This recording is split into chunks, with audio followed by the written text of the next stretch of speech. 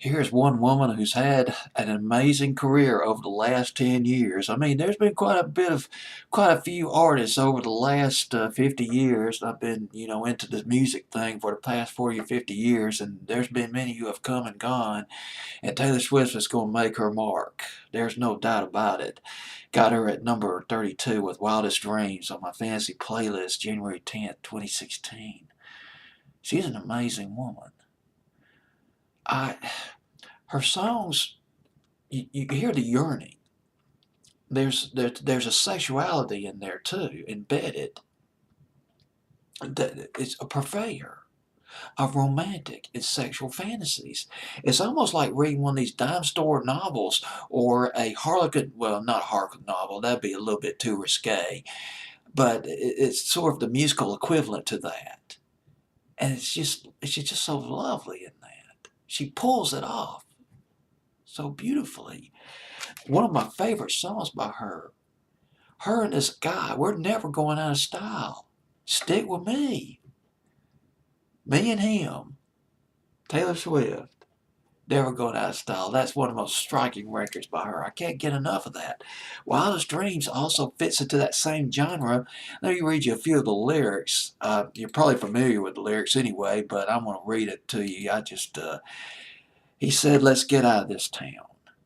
Drive out of the city, away from the crowds. I thought heaven can't help me now. Nothing lasts forever, but this is going to take me down. And here comes the passion. He's so tall and handsome as hell. He's so bad, but he does it so well. I can see the end as it begins. My one condition is, say you'll remember me. Standing in a nice dress, staring at the sunset, babe.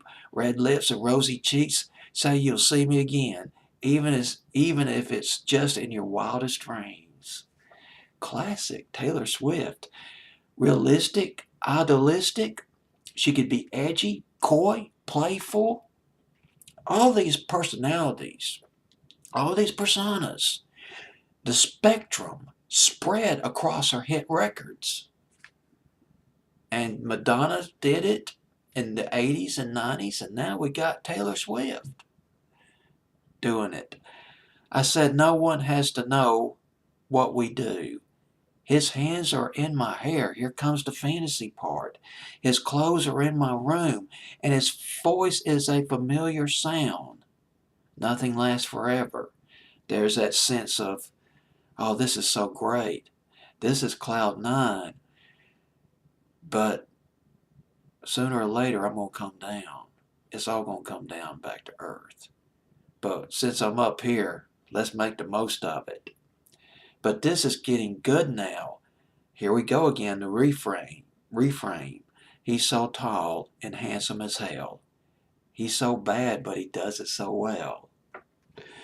And when we've had our very last kiss, but my last request is, say you'll remember me. All right, Taylor Swift. Was the album 1989? Gosh, she came really big over the last 4 or 5 years. Video directed by a guy named Joseph Kahn. It was a sort of a, oh God, not a retrospective video, but a throwback video of sorts. This guy's done visuals and videos with Shakira, Britney Spears. Well, Taylor Swift, she's going to get probably some of the most experienced video directors. She's in that position now where she could do that. And this guy's also directed videos by Maroon 5. Her love interest in this video is Scott Eastwood. He is the youngest son of Clint Eastwood. And his agents were telling him, don't do this gig, man. You don't need to do this. You want to be known as Taylor Swift's boy toy? Are you kidding?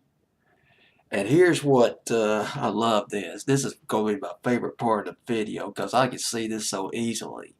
I mean, we're talking about Taylor Swift. How would you like to be held by Taylor Swift? Kissed by Taylor Swift? Playing Taylor Swift's love interest in a video, it could be intimidating and yet it could be so rapturous at the same time. Well, here's what he said. What's his name again? Scott Eastwood. A quote by Scott Eastwood. And they were like telling him, you don't want to be cast as Taylor Swift's boy toy. And this is what he said, quote, his response, I would love to be Taylor Swift's boy toy, quote unquote. I said, yes, of course. My goodness. I mean, you can build a little bit of a resume off of that, but beyond that, man, you're on cloud nine with Taylor Swift. Lovely Taylor Swift.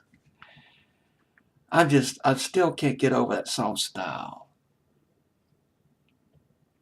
And this record, Wildest Dreams. I tell you what, it's a nice chill record. It's a cruise record.